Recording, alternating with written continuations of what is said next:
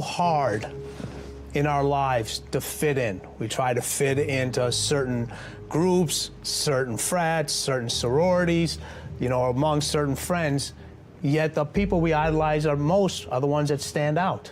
But when you're prepared, there is no fear. There is no fear of failure, because even if you've walked out of something and you feel like you failed at it, your preparation is so strong that you're gonna take that failure and turn it into the outcome you desire. And most people stop at failure, okay? We've all failed at things. I'm gonna continue to fail at stuff, right? It's the most powerful tool you can use, but it all depends on how you use it. What would your future be like if you decided to want that which you desire so strongly that it prepares you past your fears, that you experience the fear, as the one book says, feel the fear and do it anyway. Life is 10% what happens to you, is 90% what you do about it. No matter who you are, no matter where you are in life, you can take the lid off of your job. And if you're wondering if you still have the lid on in your life, here are some clues that's gonna let you know that the lid is still on. If you're not excited about waking up in the morning, if you're sitting around bored out of your mind, if you got time to do everything anybody asks you to do, you probably got the lid on. If when you tell your dreams to all your friends, it makes sense to them, you got your lid on, man. Your dreams should not make sense to everybody. You gotta say something that make people go, how you gonna do that? That's when you got the lid off. And if I were you, I'd do that. I'd take the lid off. Makes sense to me, don't it? They're always gonna get ready to get set to get going. What we've gotta do is, boom, just like that, move into action. Every time you remember your dream, you're removing some dirt. You're digging it back out. The true mark of a champion is, even though some dirt gets thrown on your dream, instead of letting it get buried, you keep shaking it off. You keep moving forward. You keep looking for a new opportunity. You wouldn't be having that opposition if you didn't have something great in you. If your dream wasn't alive and on track, right on schedule to come to pass, you wouldn't have so many things coming against you. That dream is still alive. You may have tried a year ago, 5 years ago, or 40 years ago. Didn't work out. Nobody was there to help you. Go back and try again. This is your time. This is your moment. Your destiny is calling out to you. Can I tell you, your dream is not dead. It's just not in season. Your time is coming. Promotion is coming. Good breaks are coming. Promises you've been standing on. Dreams you've been praying about. Lack is not your destiny. Constantly struggling, barely getting by is not the end of your story. These light afflictions are for a moment. The adversity is temporary. The glory is eternal. Lord, I believe this is my year to get healthy and whole. This is my year to meet the people of my dreams. This is my year to go further in my career, to step into a new level of my destiny. This is my year to accomplish dreams, to break free from this depression. This is my year to meet the right people. This is my year to get healthy and whole. This is your year to see double. This is your year for vindication, for restoration, for new beginnings. Now get your mind going in the right direction. Here's the secret.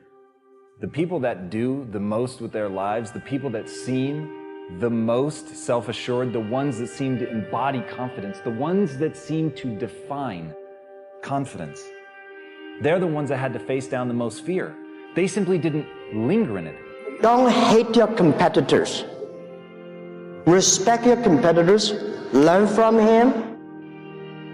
I had a very important person in my life come to me and say, who's your hero? And I said, I don't know, I got to think about that. Give me a couple of weeks. I said, I thought about it. You know who it is? I said, it's me in 10 years. So I turned 25 10 years later. That same person comes to me and goes, so are you a hero? And I was like, not even close. He said, why? I said, because my hero is me at 35. So you see, every day, every week, every month, and every year of my life, my hero's always 10 years away. I'm never going to be my hero. I'm not going to attain that. I know I'm not. And that's just fine with me because that keeps me with somebody to keep on chasing. That's the thing. Success and failure are generally slow processes. Either slowly building things up or gradually tearing them down. And that's why I say you've got to pay attention. You have to watch. You have to watch every single second. Choose love, and don't ever let fear turn you against your playful heart. I believe in manifestation. I believe in putting a rocket of desire out into the universe, and you get it when you believe it. You get it when you believe you have it, and that's the key. So we want to get really sensitized, acutely sensitized, sensory acuity, to whether what we're doing is working or not. And by the way, sensory acuity is really the measure of a person's intelligence. What I mean by that is, how do we measure intelligence? Intelligence is a measure of the number and quality of distinctions you have in a given situation. You can handle this, you just haven't figured it out yet. It's all right, this is your training period. This is the tuition you have to pay for what you don't know. You can do this, other people have done it. It doesn't take an Einstein. Get you some people that can teach you some stuff that you don't know. Get you some people that have done it successfully and learn from them. Take some seminars, workshops, read some books on how to manage a business. Change the way you see yourself and begin to tend to the personal details. Understand that nobody's going to take care of your business better than you. You will notice the most successful people in any field, they are usually the ones who have failed more than anybody else. You see the difference between a successful person and everyone else? It's not a lack of strength. It's not a lack of knowledge. It's a lack of will. It's up to you in a world where we're taught to look outside for answers, for a job that will make us happy, for money that will make us happy. The answer is within. We already have it. We already have the answer, but will we unleash it? Will we give it? Will we own it? Will we truly reinvent ourselves to become the people that we're capable of becoming?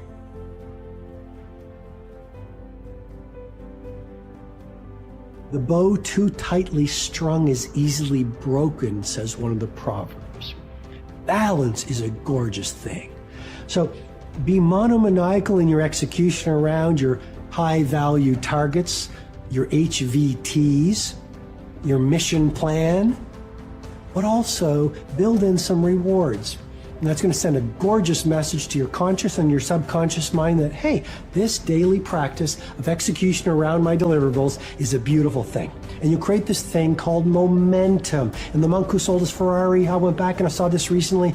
I think there's a whole chapter on momentum. And you become like this. I love skiing. You start off small, but as you go down the slope, you pick up momentum. A lot of people say, Robin, where do I start? I want to start a new business. I want to become a better artist. I want to find the love of my life. I want to be a world-class creative. I want to multiply my financial life. Where do I start? You just start. You just start. There's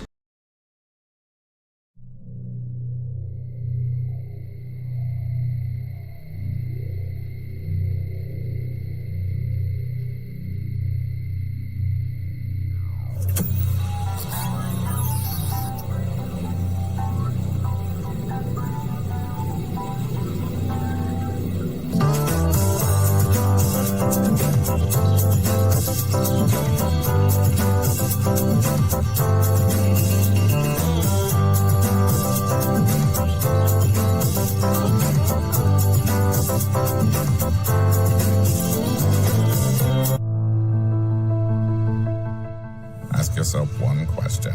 Am I a doer or a dabbler? Marketers are doers. They want to sell online and make a profit doing it. Marketers say they make it hard at times, but it's possible. Dabblers say it may be possible, but it's too hard. Marketers have proven plans and frameworks. Dabblers have excuses. Marketers see possibilities. Dabblers see problems. Marketers make it happen. Dabblers let it happen. Marketers sell on Launchcraft. Dabblers exist on other platforms.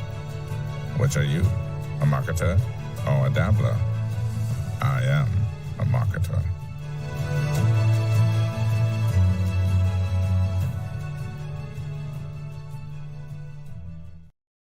All right. Hey, good morning, everybody. Greg Ryder coming at you, and I am a marketer. Are you a marketer or a dabbler? Let's go ahead, comment in the box. Let me know where you're coming in from, how you're listening, and you can comment anytime during this live stream, and we will do everything we can to answer your questions live. That's why we're here, provide value, help you, and make things better in life in these times we live in. So today I'm excited because I have a special guest. Oh, I'm wearing this shirt that's like it doesn't really, I don't know about you, but on my side, it looks all fuzzy and it's all stripes and all that kind of stuff. Well, there's a guy I haven't seen in a long time. What's going on, Burke? Welcome. Thanks, buddy. Hey, I'm excited today because I got a special guest. I'm going to leave you in suspense for a couple minutes because the special guest I literally have known, I want to say since 1997. I bought a business from him in 1997, if you want to call it that. We'll tell the story because it's a cool story. And he is going to blow your mind and take things to a whole nother level when it comes to getting in the mind of your consumer. You know, we've talked the last 2 Wednesdays about monopolizing your marketplace and the inside reality and what we do good, what we do well, matching the outside perception and being able to articulate that and what we call the articulated sales argument, the ASA. And so we can get our customers to really understand what makes us so good and what makes us so relevant in today's marketplace. And so we're gonna have a master at that, like literally one of the best on the planet, like the whole planet, like all the way around. But before we do that, we're gonna do our mindset minute, okay, right? Because we always talk about, look, we can use tactics, we can use strategies, but if we don't get it together between our ears, these 5 inches between our 2 ears, we're never gonna get it, right? So I'm always trying to push and mentor and coach and share wisdom, insights, and things of that nature to help you with your mindset. And as I've been saying pretty much every time I teach, is I'm in this mode in my life where I'm spending time teaching and coaching what I need, right? It's like, I need this. I'm speaking to myself. I'm speaking to you. Let's do it together. Let's take this commitment. Let's go on this train, this motivation train together, this mindset train together, because I've gone through some tough times the last few years. I know everyone has, and everyone has those ups and downs. We live in a winter, summer, spring, fall type lifestyle. But one of the things that I'm really grappling with in my own life is this concept of discomfort is the price of admission, right? So if we want to grow our business, if we want to take our relationship, if we want to lose weight, if we want to do anything and accomplish anything that matters, there's going to be some discomfort that goes with that price of admission. And we all know this, but we need to meditate on it and think about it and put it in perspective, because if we want to get the results that we want, we have to go the extra mile. We have to work the extra hour. We have to spend the extra 10 minutes, 2 hours on a topic, on a tactic, on a strategy. We have to get focused. We have to get over our procrastination. We have to get rid of that identity trap we talked about yesterday. We have to do this stuff because you have to make the calls you don't want to make. Seriously, I literally have been thinking about, and I'm not going to commit to say I'm doing this yet, but I'm thinking about starting to cold call again, to create a cold calling system to sell some of Launch Commerce's services, to ring the cash register, mainly because of the idea that I want to hire some cold callers and I want to get them selling our services. But I figure if I can't cold call and sell the service, how could I expect anybody else to cold call and sell a service, right? So that thought process of going back to cold calling, and again, for those of you who do not know, I started off my career in 1981 cold calling, 300, 400, 500 dials a day from the phone book, right? And we used to have 40 stockbrokers working for me, and we would buy leads and give them leads, and then they cold call all day long. So I got a real handle on what it takes, and it works. It just works. So with that being said, think about it, right? Here's the phrase of today. Write this on a sticky note, stick it wherever you need to be, and get comfortable being uncomfortable.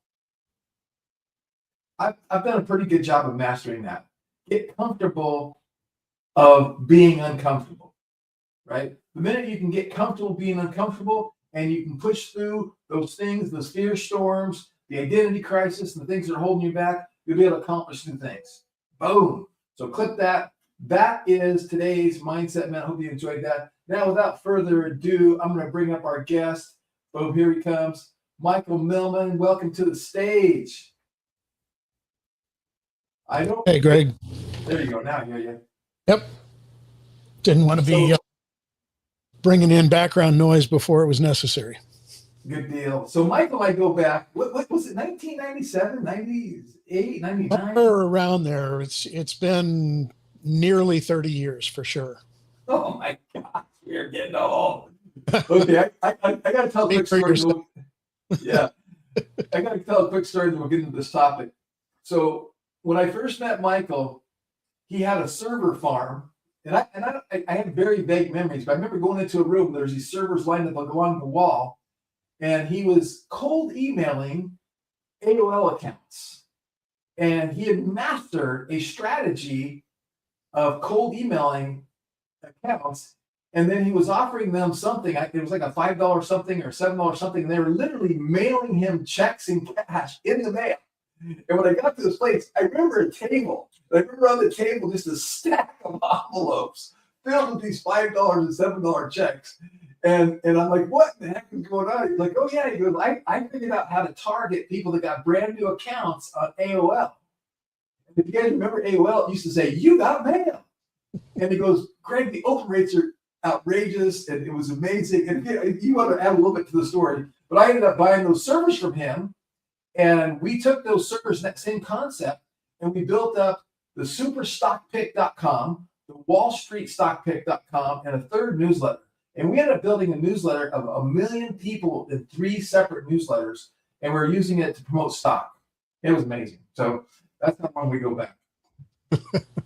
Well, to polish out the story, basically, when you came over to that La Jolla condo that I was living in, you and I think 2 other guys from your company at the time, you came upstairs, and it was actually a whole bunch of PCs that were connected through dial-up modems, because that's all we had available basically at that time. And I was mailing through dial-ups, but I had 12 PCs set up sending mail.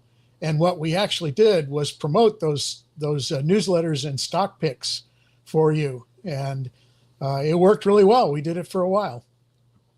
Yeah, no, that was an amazing run. Okay, so now fast forwarding here to today, Michael is one of these genius guys that really understands the human mind, the thought process, the emotions that goes into selling, and he's a copywriter.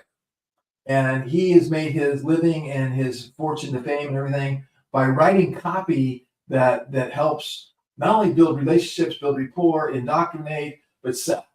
And so we're working on a partnership together and working together because you guys have heard me say, one of the things I've completely dropped the ball on, like dropped the ball on, is email marketing. I haven't done a good job of it. I haven't invested the time and money into it. I haven't done all that kind of stuff. And I believe it's probably the number one asset that I'm not leveraging and uncovering. And then now Michael's also taken that to a whole new level with what he does with AI. So I said, hey, why don't you come on today? Let's do a little 20-minute training. Let's just talk about what you're doing, why it's so important, and how what you do and what you can teach and what you can do for customers that might want to hire you for your services can really move the needle. Because we're all in that place. We all want more leads. We all want more sales. We want to move the needle.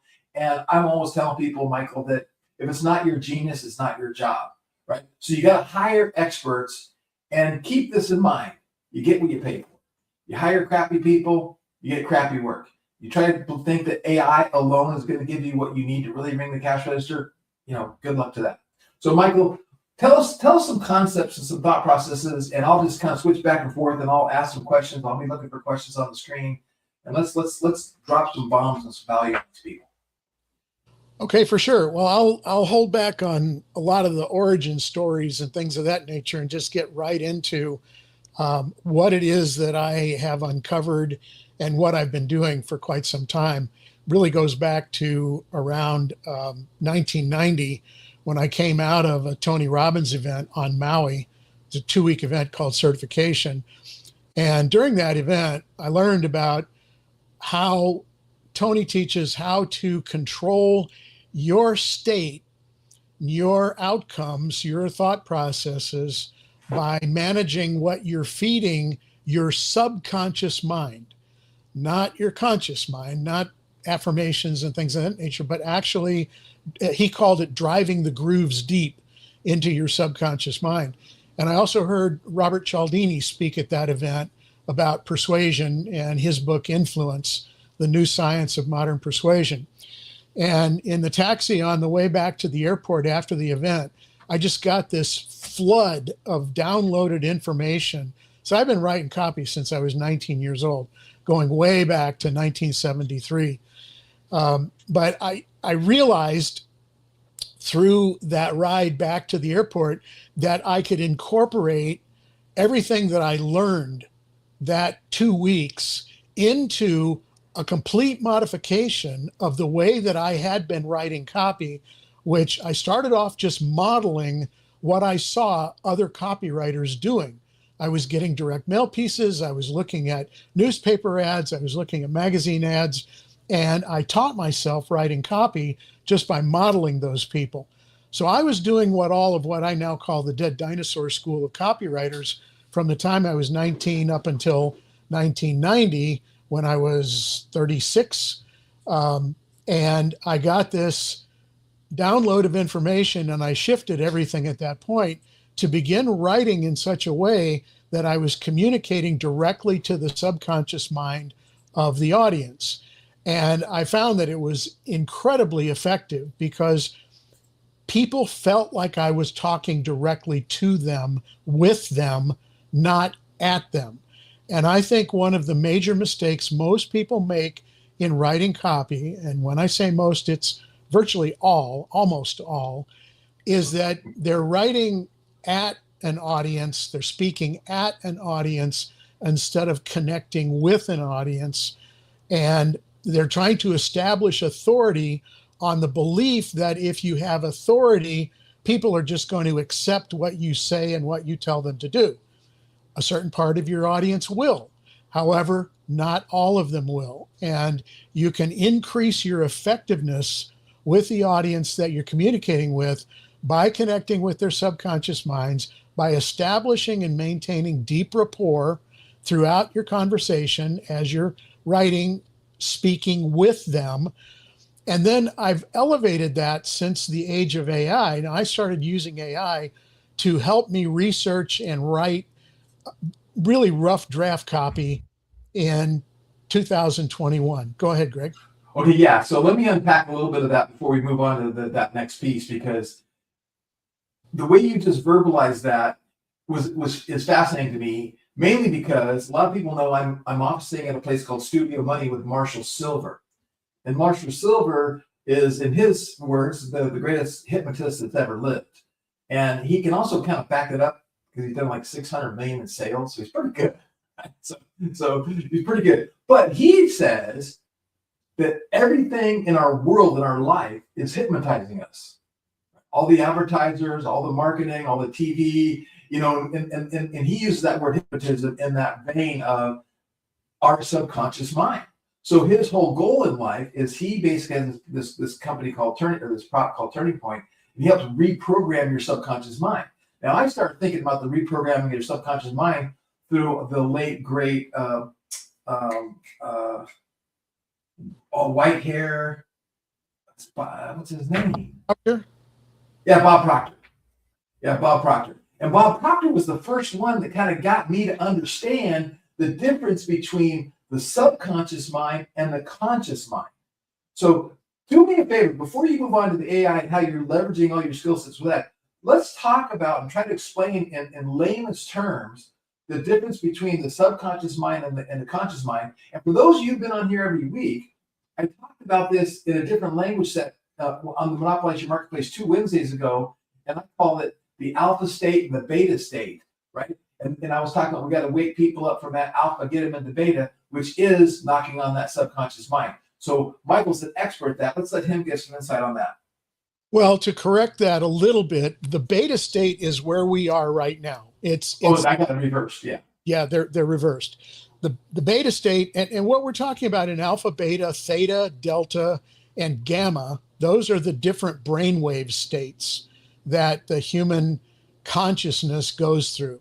And this is a little bit esoteric, and some people may have a hard time accepting or believing this. However, from my perspective, everything is consciousness. Consciousness is fundamental, and consciousness in human terms has different frequencies. Like your brain waves are actually operating at different hertz frequencies. And I can't name them all exactly, but beta is like a fairly high frequency. Gamma is much higher, and gamma is where Buddhist monks and people that can do almost instantaneous manifestation, they almost live at the gamma state. It's a very, very high frequency state. Beta is normal waking consciousness. Alpha is like right before you fall asleep. Neville Goddard talked about state, SATS, state akin to sleep. It's like right before you fall asleep, where you're in between fully waking consciousness and your sleeping dream state.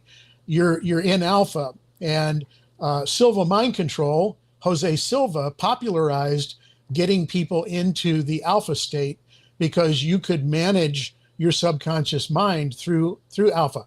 So subconscious mind, it's below your level of consciousness. However, the important thing is that your subconscious mind makes 90 to 95% of your decisions without your conscious awareness of it. And there's been research studies that have shown that when participants are hooked up to whatever the kind of machine it is that measures brainwave activity, that when they're given a choice to make, that their subconscious mind fires off first and makes the decision, and then the conscious mind that brings the logic into it follows. And it's like the decision's already made before your conscious mind comes into play and tries to justify whatever your impulsive decision is. Like when you decide on impulse or intuition, that's your subconscious mind doing its job. So does that explain that? No, I love it. I love it. See, and again, what we're talking about really is a scientific tactic that gets applied to our marketing. Correct. And I think it's even further than copywriting, right? It goes maybe even imagery and flow of customer journey is all involved with speaking to that subconscious mind to get people to take action faster and more efficiently than if you didn't leverage the scientific methods, right? Correct. And tying into this whole frequency conversation, again, it's a little on the esoteric side, but there are a whole lot of people that understand it, use it, believe in it. A guy by the name of David Hawkins wrote a book called Power versus Force, and he actually mapped out human frequency of emotion, okay? And emotion is where everything that you make happen in your reality comes based on your feelings. Okay, it's not your thinking, it's the way you're feeling at all times. So the higher your frequency of your emotional energy, the more you're connecting with people, the more you can influence people. Like humans that are operating at a high frequency level, we call it high vibration, they can influence large numbers of people even with their very presence. And there's one human on the planet, semi-human or whatever you want to say, that existed back in time that influenced a huge number of people that was operating at the highest frequency possible. And you all probably know who I'm talking about. So that's where that comes into play, again, in terms of human frequency. So all of this influence makes a huge difference. What conventional marketers and conventional copywriters are doing are using force vibrational tactics to try to convince, manipulate, persuade people to talk them into buying their product. They'll use scarcity tactics. They'll use, all of these tricks and techniques. You hear it all the time. And if you've seen Russell Brunson's recent commercials all about the dark persuasive arts, these are very force-driven mechanisms that I don't touch. I don't believe in them. I think that they're not serving at the highest purpose. And so I work from the high frequency vibration. And I think that's where we need to be influencing people and bring them into a state of being inspired to make the decision on their own because it makes sense to them. And here's the important phrase, because it feels good to them. Very cool. Okay, so, and then answer this question for me. And the end result of doing this with your mechanisms, your strategy, your tactics, your technology, your mindset, what's the end result? And then let's talk about how you're applying AI to help you. Well, the end result is that people aren't feeling manipulated. They aren't feeling forced into something. We're using the power of inspiration and connection. And instead of trying to shove them into a place where they feel compelled to buy, that they are empowered to see the outcome that they desire in advance. And we put them in a state that they're already experiencing the outcome. So their natural next step is to just click the buy now button.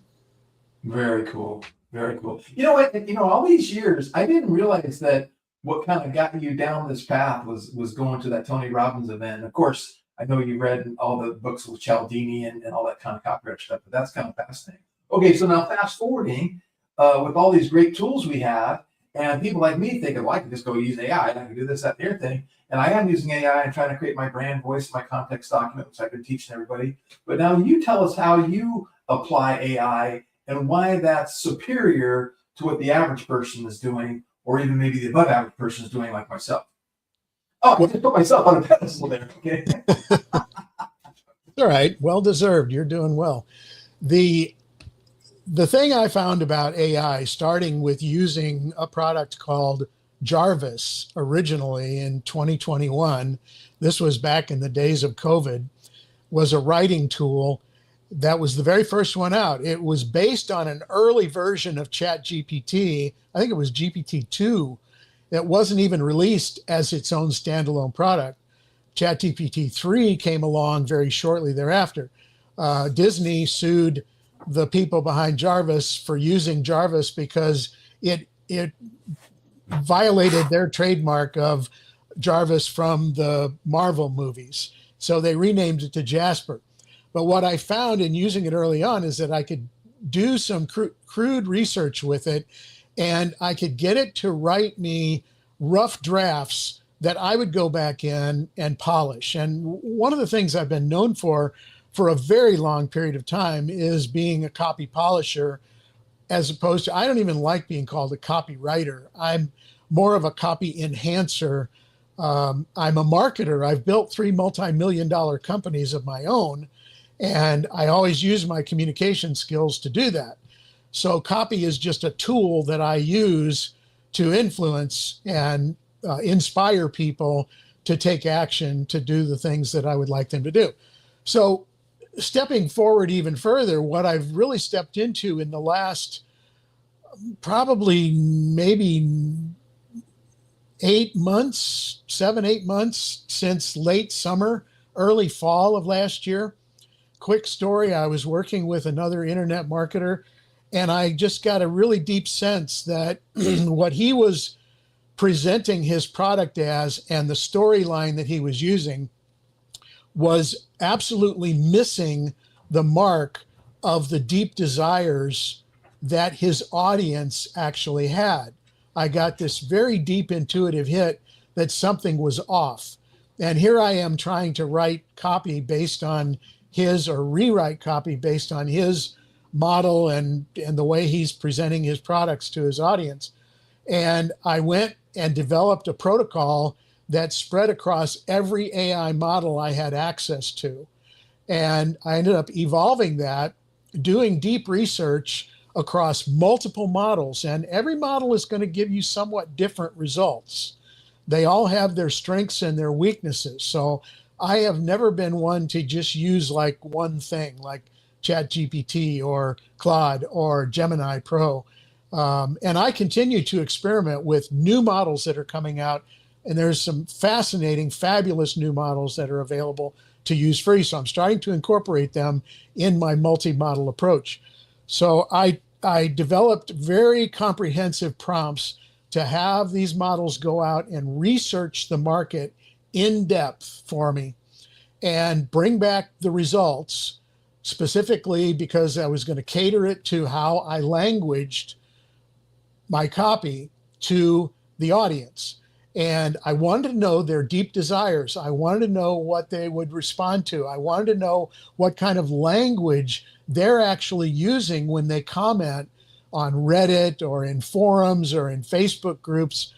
I wanted all of that to be scraped and compiled. And then I had the best AI model for synthesis of all of that data, which happens to be Claude Sonnet, to go through and put all that together into a comprehensive report that spit out the results and weighted the results, like heaviest meaning the one that had the most occurrences, down to the lightest meaning the one that might only show up once or twice but could be an outlier that needs to be paid attention to.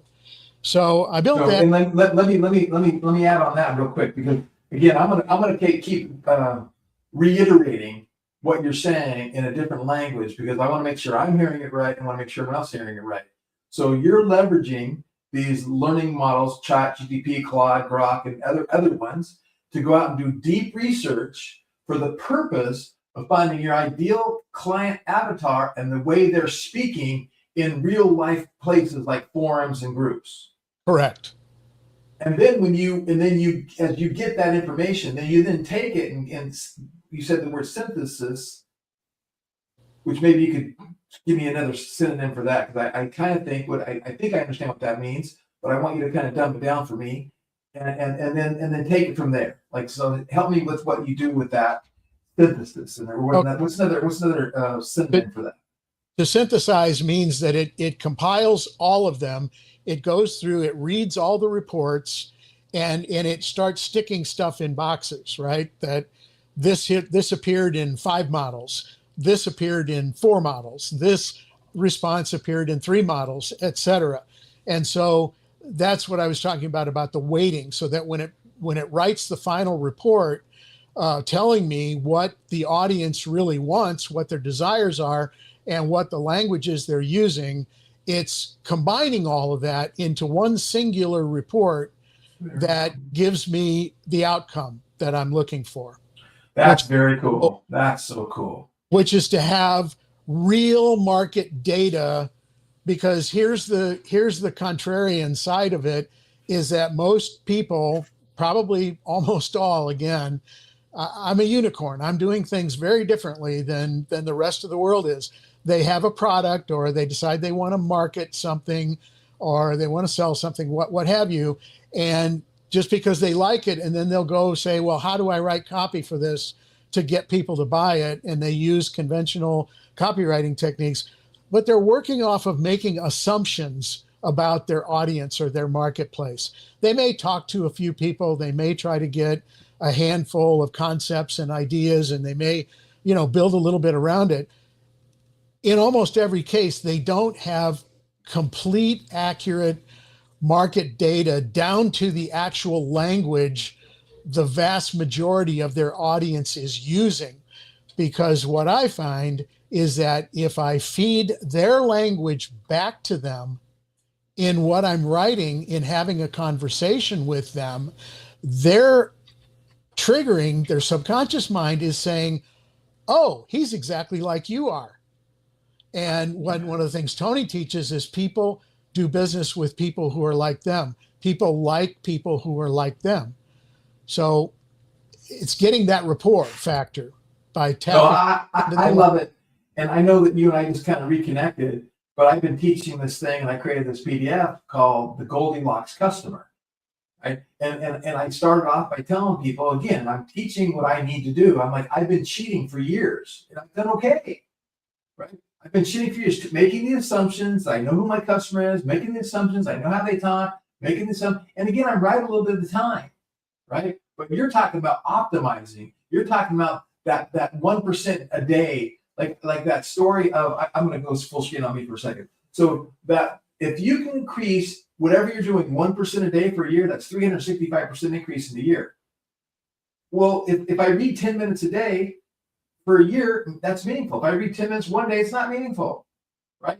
And if you do what we're talking about and what Mike is talking about every day, and you really dial in that Goldilocks customer using these strategies, tactics, tools, and everything you got, and taking his thing to the next level, that's going to take you from going broke to making a fortune. Clip that. Okay, so I'm doing this to create content, as you know. So I just love that because I've been talking about the Goldilocks for 2 months now, and I kind of give my little simple way of getting that data, but you're taking it to the next level. And the more we dial in that Goldilocks customer, that ideal client profile, the more orders we're going to get daily, the more people we're going to attract into our world into our little ecosystem, to our sphere, that are going to start paying attention to us, and we're going to get more and more as we water them, seed them, grow them, give them love, show them. We're going to make more and more money. This is awesome. Yeah, so I built basically two different components. The biggest component is I've called it the golden business multiplier, that multiplies your revenue, it magnetizes your ideal customers, and it marginalizes your competition because it analyzes everything about your market, the business that you're running, the products you're offering, and who your competition is. So it builds this complete comprehensive report across all of those factors. And the second piece that I've added onto it is called the voice of the customer. Now, when I run this across any given business, I take in a whole lot of data.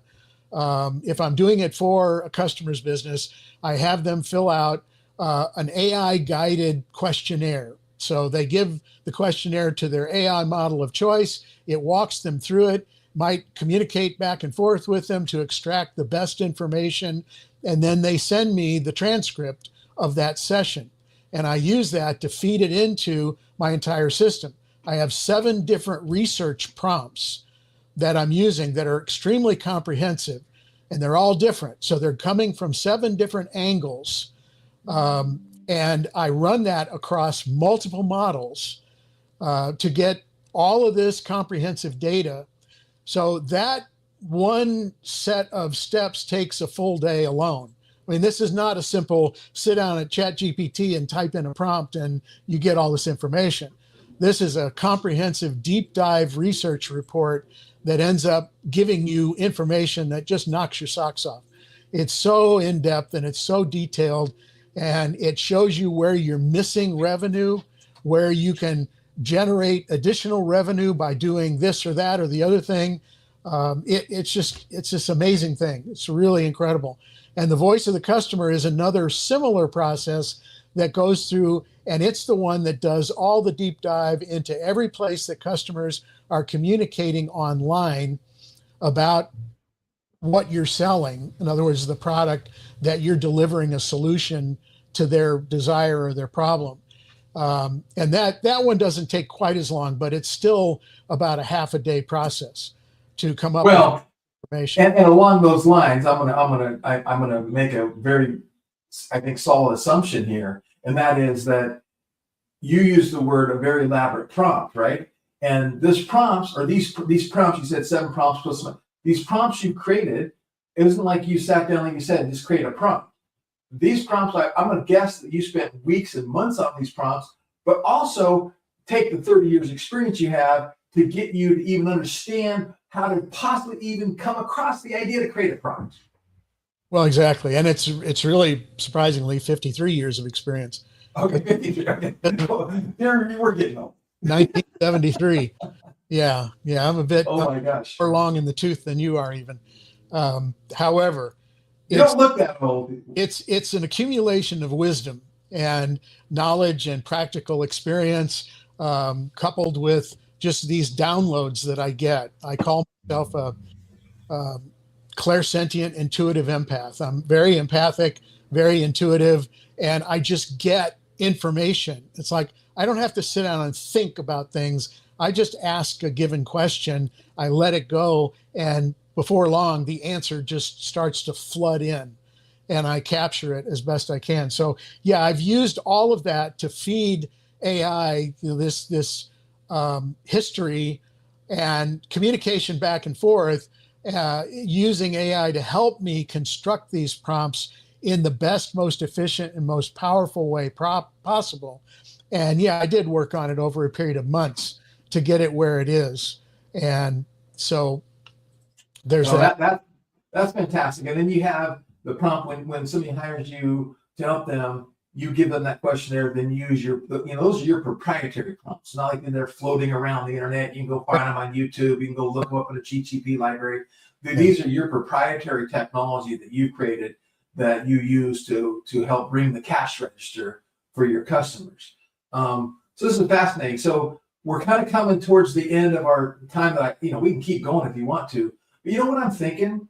Can we schedule, go deep on this? Let's schedule a real webinar. Let's see. I looked at my calendar. I can't do it this week, but we could do it next week, next Thursday, and kind of go deep on this. Yeah. And share with people. Are you looking for some clients? Do you have room for clients right now? Yeah, I have room to take on a couple of deals. Depends on the size, and we've kicked around some other ideas about doing an ongoing, a private group kind of a thing that they can get consistent, ongoing copy coaching. They can become sort of mini copy cubs where I give them feedback consistently and get them leveled up over a period of time. If you guys are interested in this, put a yes in the comment box. Just put yes, I'm interested. I mean, you're sitting here, you're listening to us. We really appreciate your time. We value your time. We know it's valuable. We know it's the most valuable thing you have. And I hope you provide, I hope that Michael's provided a lot of value for today. So for me, again, I'm doing this and bringing you my best wisdom and the people that are around me with their best wisdom to help you grow your business, because we need to be working together. We need to have that community aspect. We need to help each other, because we're going to go through some times and there's going to be a lot of people make a lot of money, and there's going to be a lot of people that don't.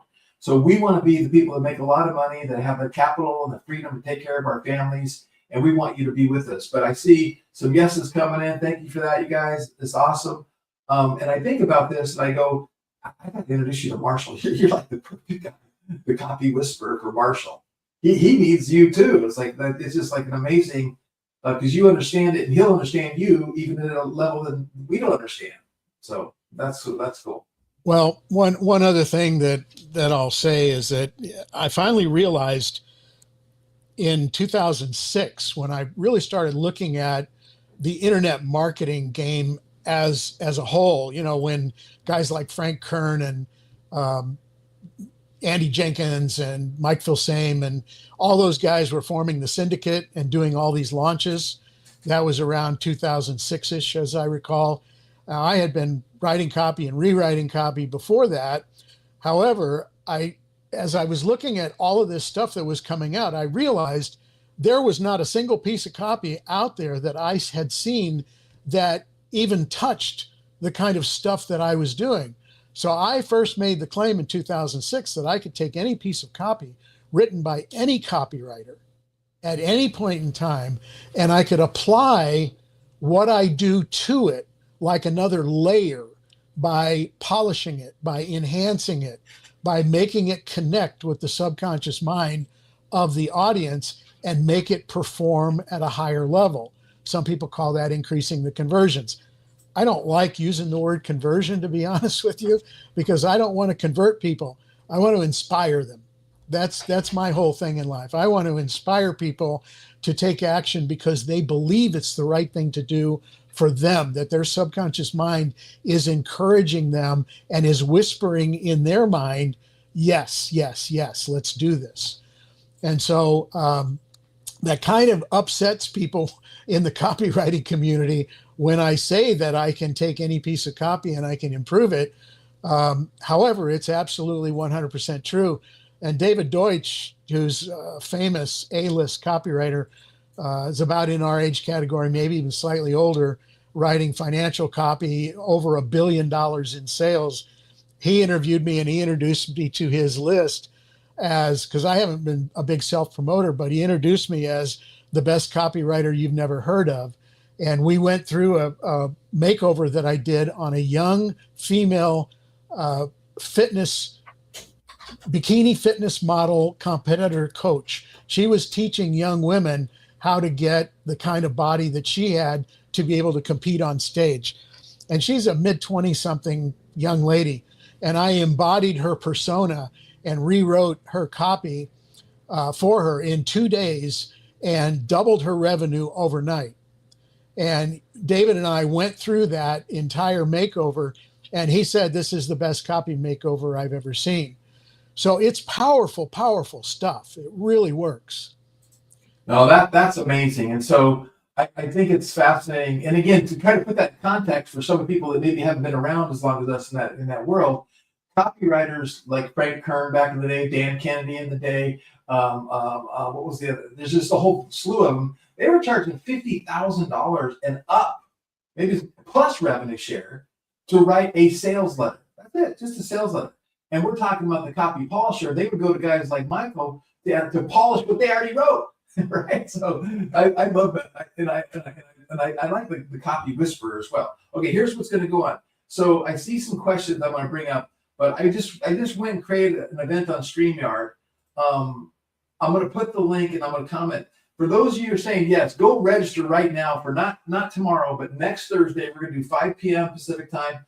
I'm going to get with Michael. He's going to create a complete presentation and really show you guys how this could be. And then we're going to have some type of offer somewhere you can join and get involved and take everything to another level. Because I can tell you, of all the skill sets that are out there, there's, you guys hear me, running ads is one of the number one skill sets. Writing copy that does its job, and then combining that with email. Like the other biggest thing is email marketing. Like, look, it literally still today is the number one cash registering thing for most businesses, email. And I'm not doing it right. Like, I'm asking Michael, please help me. So Michael's going to help me. I'm going to help introduce you to him, to our database, what's going on. So I just dropped that in there. Go sign up right now, get registered so you don't forget and don't procrastinate. And then here's a couple questions. Let me see. Yeah, I see. Yeah, it's called the Golden Business Multiplier, is the complex product that I developed, and Voice of the Customer is the other one. That's correct. I didn't rename that one. That one was just what Opus stuck on it when we finished the final prompts for it. It output the information and just called it the Voice of the Customer. I thought, well, that's good enough for right now. I'll just use that. But, well, and Edward, he that's what he uses with his clients. So it's not like we're doing a giveaway or giving a freebie thing. He's worked on this for months. So that's available to his clients. So if you're interested in working with Michael, we can get his contact information and he can share his contact information. You can get with him directly for sure. And I love what Bert Franklin said. I saw that too. He said the same. He felt the same exact way you felt, right? It's kind of, and I have to admit, I was the same way. Now, Burke is another amazing entrepreneur. Bert wrote the very first business plan writing software, Geon software, going way back when. He's an amazing entrepreneur. Awesome. Okay, cool. Any other comments or questions out there? Last call for comments, questions, thoughts. Any last little comments you want to share, Michael? Yeah, I want to say that that on Thursday next week, I will come prepared with a lot of demo rich examples so that this isn't just theoretical conceptualizing to you, that you'll actually see befores and afters. I'll actually describe why it works, give you the behind the scenes on the subconscious mind level mechanics, if you will, if I can just use that terminology. And then the second thing is with respect to, is it available to Edward?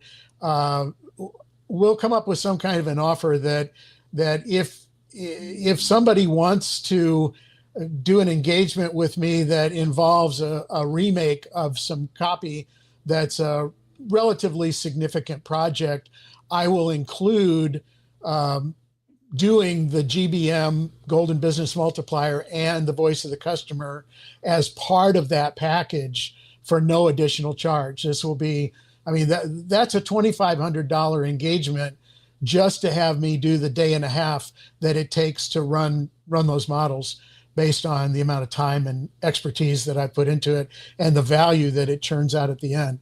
So you can get that at no additional charge, and you'll hear about that next Thursday as well. No, I love things like this because I know, because I've been doing it for so long and I've had millions of dollars go through my bank account, I've had millions of dollars in months and stuff like that, that this type of tools and what we're talking about today, $2,500. If you don't 10x on 10x your return with something like this, it's like you're not. It's like there's just, I don't know how you cannot 10x or even 20x or 30x, because it's used everywhere. Landing pages, advertising, email marketing, funnels, brochures, booths, trade booths. And this is the foundation for the growth of your business, using the right voice that you need to talk to and the right copy you need to talk to people. So it's pretty cool. All right. Well, I didn't see any other customers come in. Any other questions? Last call, and then I'll wrap it up. Got any last comments? I'll just say one final thing about what you were just saying is that it's crucially important to have your entire touch chain, if I can call it that, every touch along the way, from your ads to your landing page for opt-ins, to your sales pages, to your follow-up emails, to your cart page, everything. The language has to be consistent throughout. You have to maintain that consistency so that your authenticity behind it shines through, and they feel that connection through every single touch that they make with you, if that makes sense. It does make sense, and I want to say thank you very much. I appreciate you, Michael. Thanks for taking the time to share some wisdom with our crowd today. And I want to let everyone know that, hey, we appreciate you. Again, we know your time's valuable. Thanks for sharing with us. Like, comment, share underneath this video on YouTube. We're streaming on YouTube. Subscribe. Share this with somebody you know. That's what helps the algorithm, helps get things out there, helps us all grow together, plus share some great wisdom with your friends and your family and your business associates. And with that, I'll end by saying, do what I do. Wake up every day with an attitude of gratitude and tell somebody you love them. Have a good day, everybody. Thank you, Greg.